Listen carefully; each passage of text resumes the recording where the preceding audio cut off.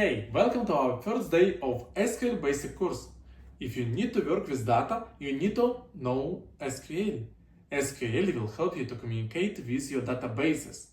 And today we are going to write with you your first SQL query. And believe me, it's much easier than you think.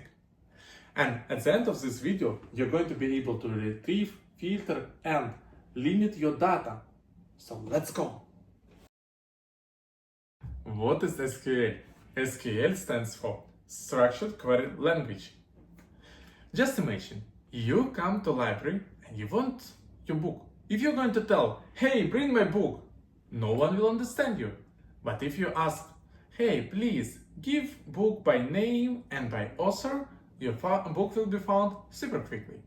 So SQL will help you to communicate with database in the right way. It's time for your first SQL query. Let's imagine that we have such students table. The easiest way to get all students is called such query. It means get all data from table students. So, if you want to retrieve all data from table, you need to use keyword select. As everywhere, time to time we need some conditions. Let's imagine that we need only students that are older than 18. Then we are going to use such query. Here we use keyword where that will help us to filter. What if we want our list of students be sorted by name? Then we need to use such query, where ASC means ascending order from A to Z.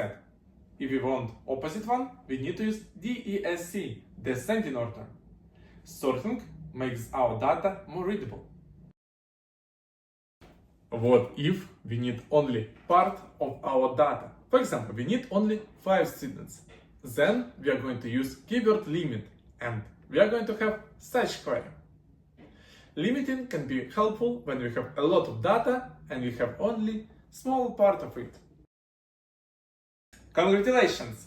You just wrote your first SQL query. In next video we are going to discover how to insert data into tables.